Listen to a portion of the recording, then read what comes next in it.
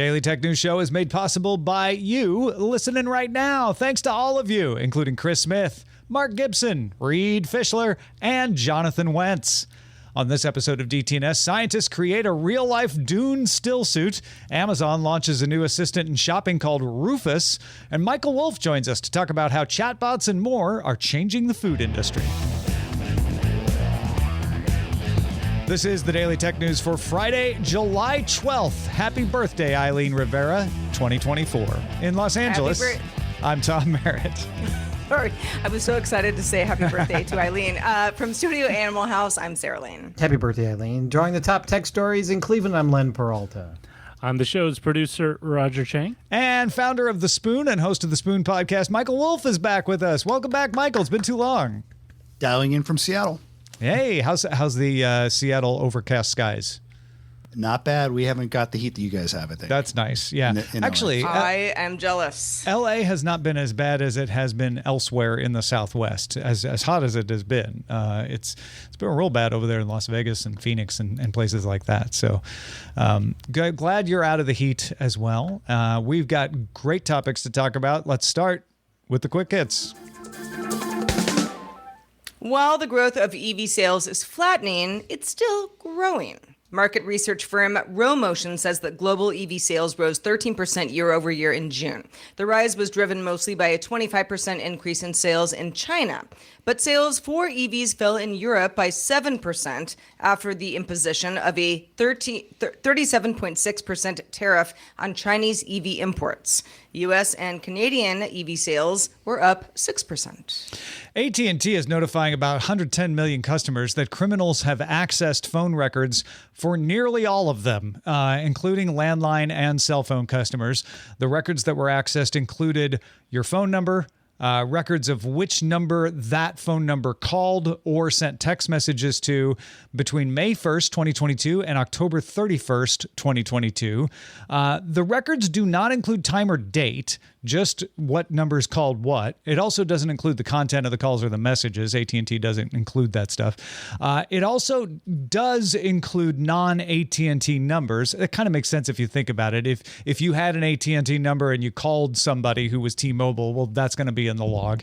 It also sometimes has the cell site ID, which could be used to determine the approximate location of the call. The breach is yet another one caused by attackers accessing data through compromised Snowflake accounts. If you recall, Snowflake is a data analysis firm, and they say some of their clients were not using multi-factor authentication to access their Snowflake accounts, leading to the breaches. The EU has issued yet another preliminary finding that X's verification marks, those are the blue check marks that you see on some accounts, appear to violate the Digital Services Act. The EU says the system doesn't properly verify users, and because of that, it's deceptive to users who think that that blue check mark equals identity verification. X allows anybody who pays to get a verification check mark, but does do some verification along with it. The EU says it has found examples of malicious actors gaming this system. The EU also accused X of violating data transparency rules. X now has a chance to respond to the findings. Back in 2018, Bleeping Computer and a few others noted that Signal's desktop app stored the encryption key for the local database in plain text on the desktop. Now, Signal responded that it provides end-to-end encryption, not at-rest encryption. They're saying this, we never promised you it would be encrypted on the desktop. Neither it nor any app can really truly protect a user's data at rest if the machine has been compromised. But recently, both Elon Musk and mobile security researchers Talal Haj-Bakri and Tommy Misk of Misk Incorporated raised the issue, even though it's a few years old, and described it as a vulnerability. Now, Signal maintains it is not a vulnerability, but after all of the back and forth about it, has decided to adopt independent researcher Tom Plant's mitigation that is to use Electron's safe storage API. And what that's going to do is use platform APIs to store the key instead of plain text. So DP API on Windows, K-Wallet on Linux, Keychain on Mac OS. Those are not perfect either because, you know, if somebody has access to your computer, you've got bigger problems and they could be able to access that as well. But at least it's not a key stored in plain text. The European Union's AI Act goes into effect on August 1st. Its provisions will phase in over the next 2 years, with everything in effect by mid-2026. The Act categorizes developers by the riskiness of what they're creating. So low-risk uses have almost no regulations. High-risk uses are basically prohibited. This includes using models or algorithms for credit scoring, facial recognition databases, remote biometrics for law enforcement, except within certain exceptions.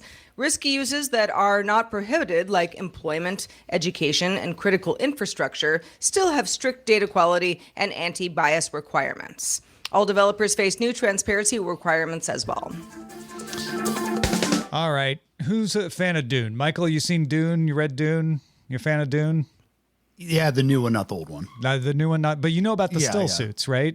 The things that the Fremen wear. That means they collect almost all of their perspiration and any other excretions to save water. Well, scientists at Cornell University have created a prototype spacesuit for astronauts that will recycle urine into drinkable water during spacewalks. It's not nearly as disgusting as it might sound to some of you. The International Space Station already does this. In fact, I didn't realize how efficient they are at it. The ISS recycles 98% of the water used on board. Some of the 2% it can't recycle is when astronauts go on longer spacewalks. They have to wear on a spacewalk a maximum absorbency garment, a MAG. AKA a diaper, basically. You're peeing in your suit. Because you can't pop into the ISS and, take a leak. What else are you going to do?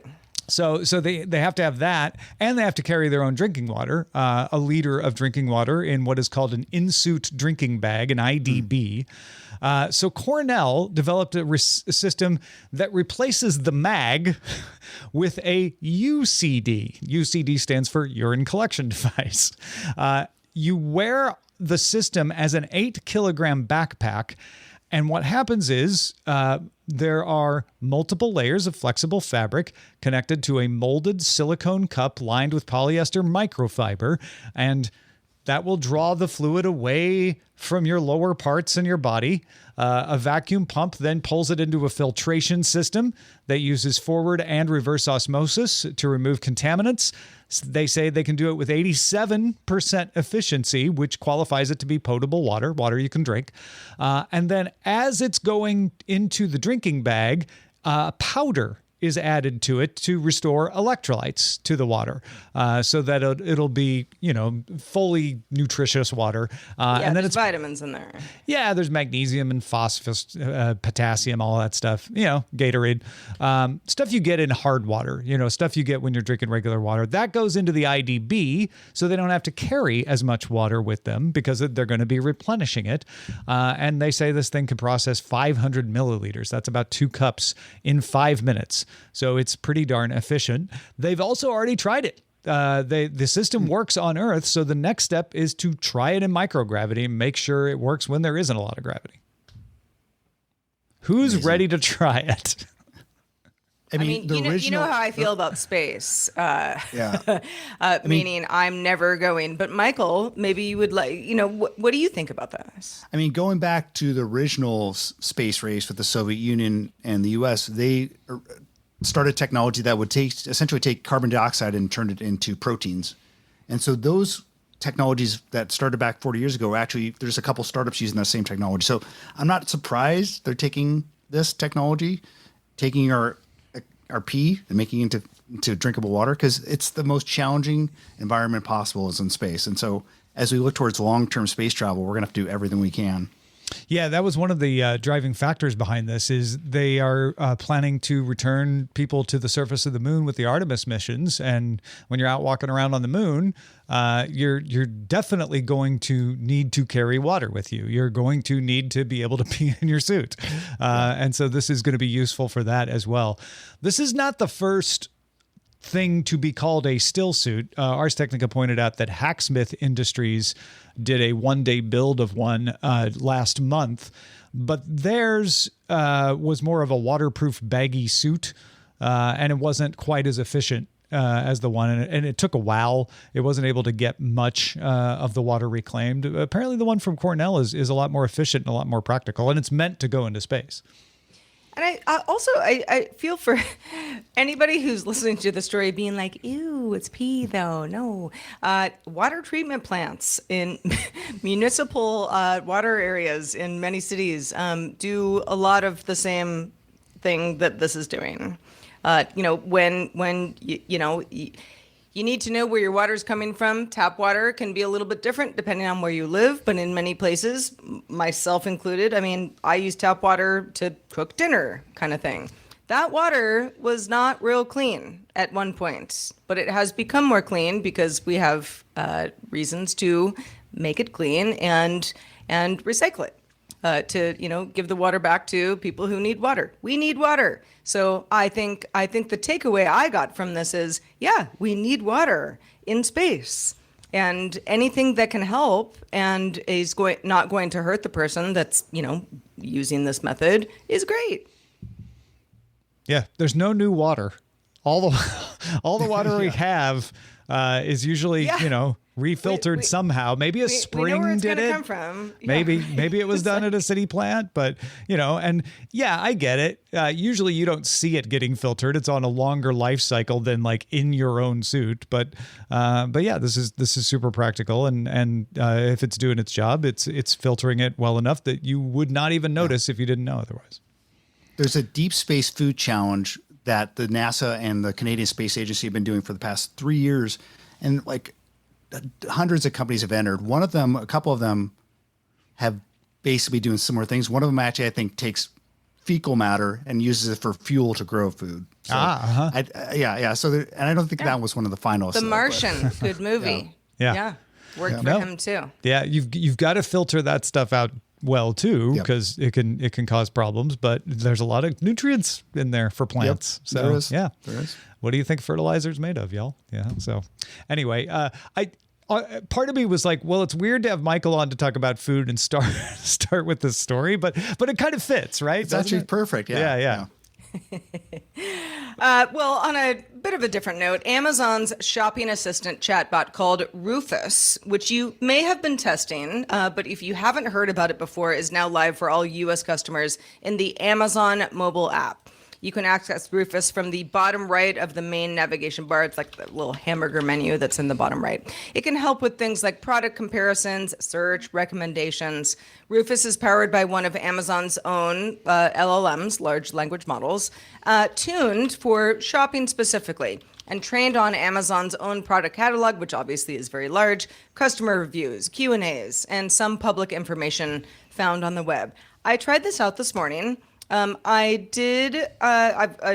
have the Amazon shopping app, at least for iOS, is where you can find Rufus. And I did have to restart my phone and kind of rejigger a couple of things, but it did eventually show up.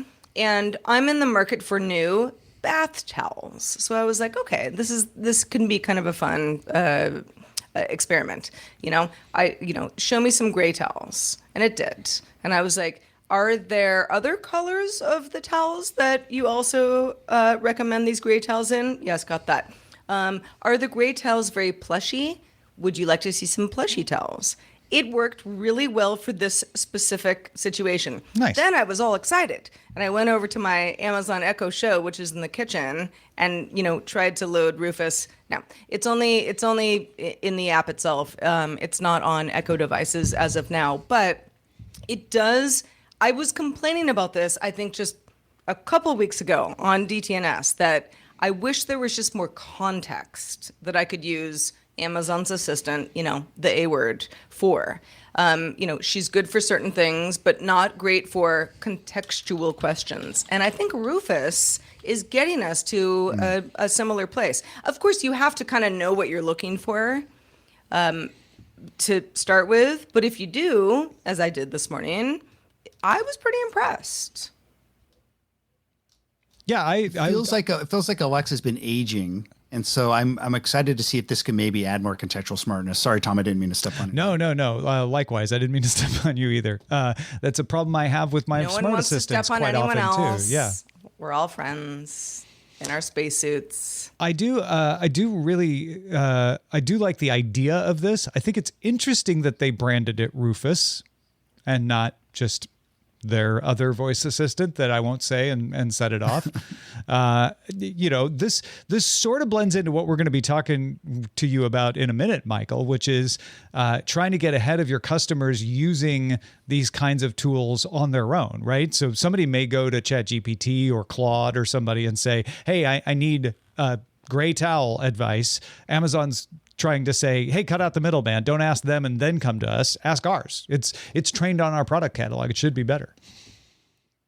Yeah, absolutely agree. I think we're all starting to see these new types of chatbots that are oriented around specific use cases. Obviously, Amazon's going to be around shopping, but we're starting to see ones like Gatorade put out a hydration coach that is helping you to basically stay hydrated. So I think, and now that when's the last time you had Gatorade? Yeah. Time for another. It tells you to drink more Gatorade. But no surprise, shocker, drink more Gatorade. So.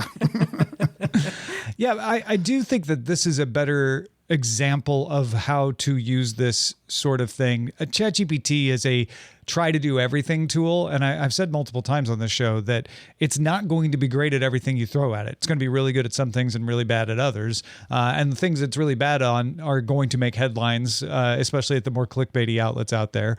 Whereas something that's more tailored like this is going to be better at what it does. On the other hand, some of the reviews I saw said it still doesn't get everything right, even as narrow as it was. I tried it for dog stuff, and it really just didn't understand what I wanted. I was like, I need a mat to go at the bottom of a dog playpen, and it gave me plushy, dog beds, and I'm like, no, I need a chew-proof one, one that's a claw-proof, chew-proof. It gave me a bunch of plushy ones, and I've looked for these on my own, so I know they're out there. It just couldn't quite understand what I was asking. Yeah, for. I mean, we're still in the era of like the query is important. How you tell the thing, what you want. In this example, Rufus, I think I got lucky because I was like, show me gray towels. Yeah, it's pretty mainstream. Show me like the nicest gray towels on the market. I mean, whether I'm going to buy them or not, let's have some fun here. Show me I like this model. Show me these in different colors. It was pretty good. It was pretty good. I was impressed, but that was, I wasn't throwing a real curveball at the system. But I think that if you're using Amazon shopping app on a regular basis, it's certainly worth trying. Yeah. I agree. And it's no different than the algorithmic, like, if you're interested in this, you might also like, as far as conflict of interest or whatever. It's still Amazon telling you it. But it's, like you said, it's supposedly trained on actual customer opinions. So maybe it'll be a little better at those.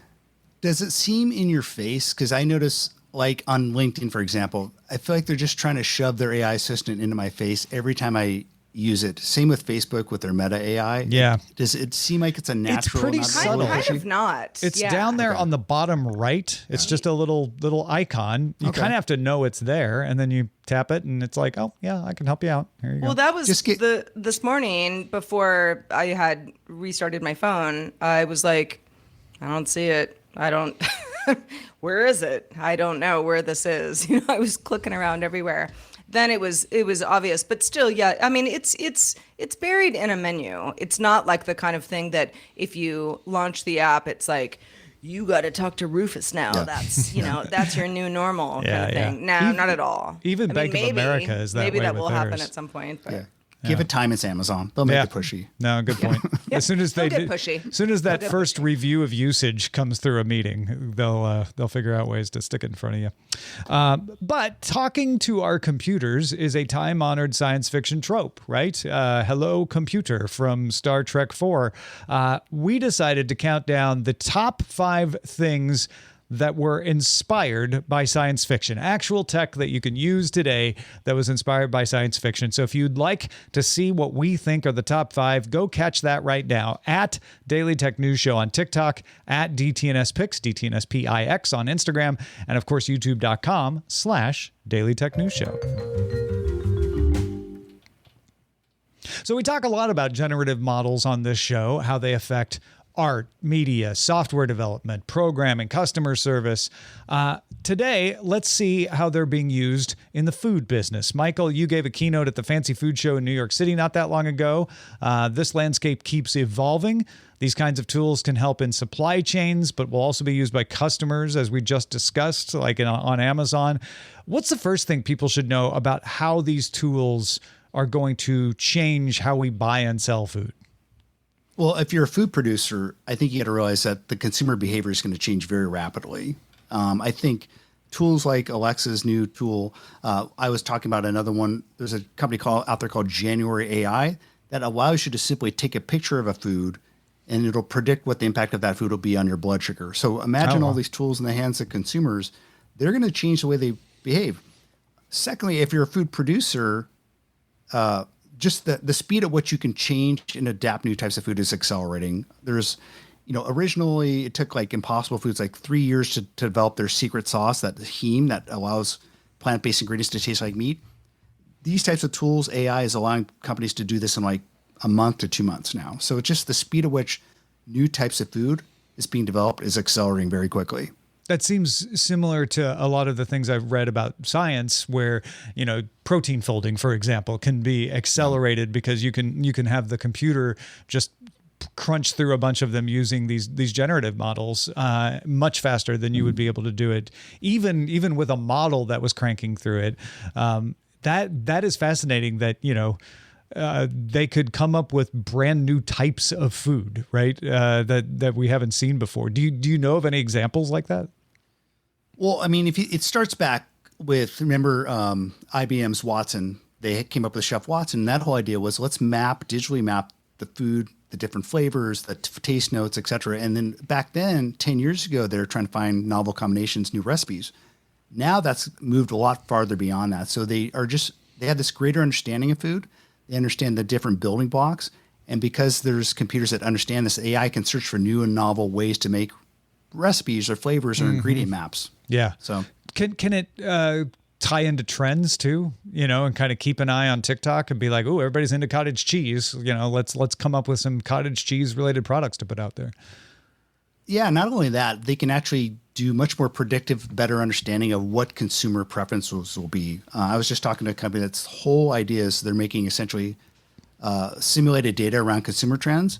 They could take a pretty small amount of data around, say, a different ethnic group or a different demographic age group, put that into AI models and predict how they might like a new form of chips or a new form of Gatorade, for example. So those types of things, which may take surveys in the past, you have to go out and survey a bunch of people, do focus groups.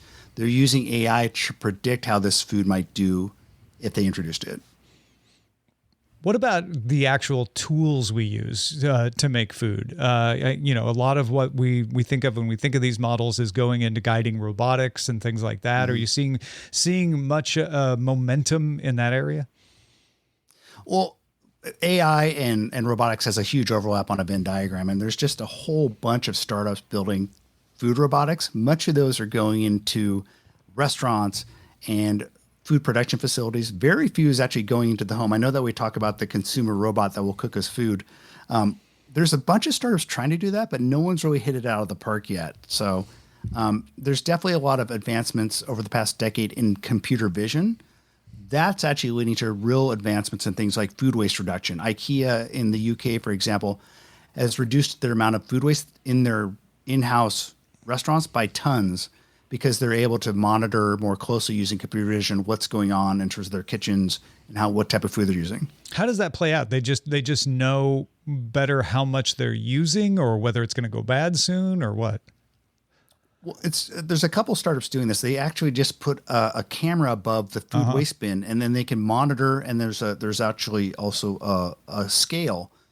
It can show you what you're throwing out in terms of extra scraps. It could weigh that, and then it'll come out in a dashboard and tell the chef or the food purchaser, you bought too much onions last week. Don't buy as many Swedish meatballs next week. So yeah. And kind of, I assume it can match that with sales trends and everything and say, oh, when we sell this many meatballs, you don't need to order this much onion or whatever. That makes perfect sense. This thing that was, kind of expensive last week is on sale. You could, change a recipe. Yeah, you know, and factor to in offer that contextual kind of information stuff. like holidays coming up or what the foot traffic was like last week, and that would just predict basically what you're going to want to order the next week or the next week after that.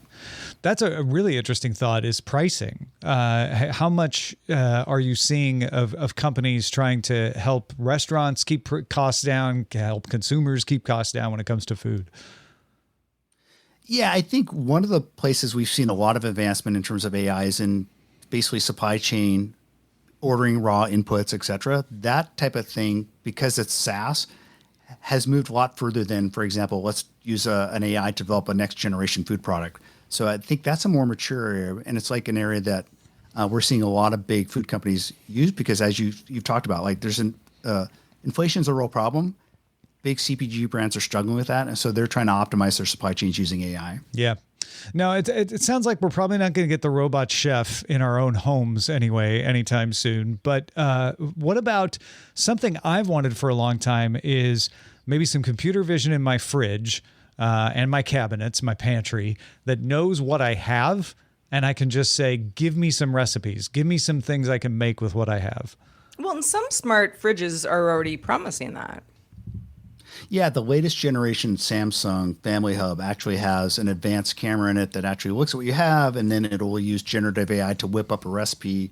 I think a lot of it's going to just be driven to help you maybe add more things to your shopping basket. Yeah. Because all these guys are trying to monetize for these extra things. But Yeah. the smart fridges are getting better. But you haven't seen a ton of consumers embrace them because people haven't really shown that they want cameras in the fridge. Yeah. I know you do, Tom, but I think a lot of people don't. Well, and the ones I've seen, at CES and elsewhere, just haven't been quite as good at it as I want them to be. I want it to be real dead simple of like this thing is locally stored. It knows everything I have, and it can give me some recipe ideas based on that. That's the one that I saw from Samsung. It was like it knew some of the ingredients, but not all of them, and so I had to provide some of it as well. I'm just being too much of a perfectionist, I know. Yeah. Well, I think, as somebody who's only rented apartments ever, I think that's also a barrier to entry for a lot of people. It's like, give me the AI fridge, but I can't pay for that. That's my landlord, and he's not doing it either. We deal with what we deal with, and so we end up having smaller little devices that we use for this kind of stuff. It's a lot to ask. Amazon for had a somebody patent. to buy like a smart washer dryer. Amazon had a patent, I think, 3 years ago where they had an electronic nose that would basically detect when your produce was expiring because all produce emits gas. And so I think, and there's been a couple startups trying to do that, essentially the next generation food storage bin. So I think that would be interesting to watch if that ever comes around. Rufus in your fridge. Rufus in your fridge. Yeah. I'll tell you, it's time to buy more green onions and throw those ones out because they're gone. They're slimy. Although you could just look at them and know. I suppose that's always true of everything, right? There's always an older way to do it. Yeah. You can always go analog, everybody. Yeah. Look at those green Why are onions. you listening to They're bad. MP3s when you can just put an LP on? Come on. Yes. Yes. Who needs these fancy fandangled streaming services anyway? Well, one human that I like that I will never replace with AI is Len Peralta, who has been busy drawing our topics today. Len, what have you drawn for us? Before I show today's art, I just want to preface that I know this is not how AI is going to be used in the food business. It's just sort of a fun little mashup. But, the question I ask is, what should you know about AI in the food business? The answer is, among other things, hands will still be an issue on new products, and this product here is called plantains, which, it isn't. Are they tainted plantains? Yeah. They ain't plantains. Yeah, but they're also tainted with those Plantains. fingers. Plantains, Exactly. they're difficult anyway. Yeah. So gotta know what you're actually, doing. it's fascinating what AI can do. It's going to be very interesting to see how it goes on. But let's figure out the hands thing first, if we can. I don't know. If you are interested in this image, it is at my Patreon, patreon.com/Len. Back me at the DTNS lover level, and you get this immediately, or go to the old-fashioned way to my online store, lenperaltastore.com, where you can just purchase it and put it up and remind you that AI still has some issues to work out before we can really trust it. So there you go. Good stuff as always, Len. Michael Wolf, also such a pleasure to have you on with us today. Let This folks was a know where they can blast. keep up with your work. Yeah, it was a blast. As always, just find me at The Spoon. Google it. We're always the first result. We have a podcast called The Spoon Podcast. Fantastic. Go check it out, folks. Thespoon.tech. And patrons, you're not done yet. We got more show for you. Stick around. It's Friday. We always like to do something fun on Friday, and Roger has prepared a food tech quiz. Some of it's just food too, but it's all fun, and who doesn't like to talk about food? So how much do we know about food? Play along and find out. You can also catch the show live Monday through Friday at 4 p.m. Eastern. That is 2000 UTC, and you can find out more at dailytechnewsshow.com/live. We hope you all have a wonderful weekend. Back on Monday with Shannon Morse joining us. Talk to you then.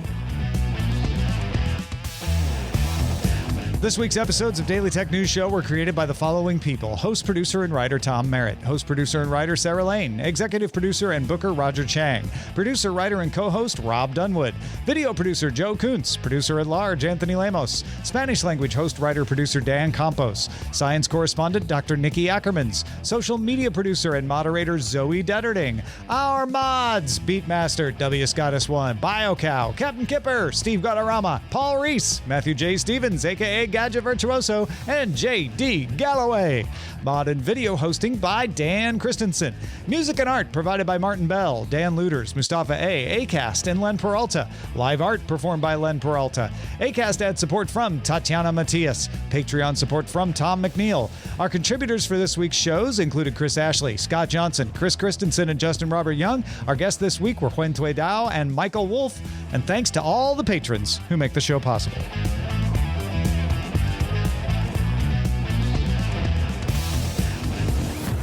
This show is part of the Frog Pants Network. Get more at frogpants.com.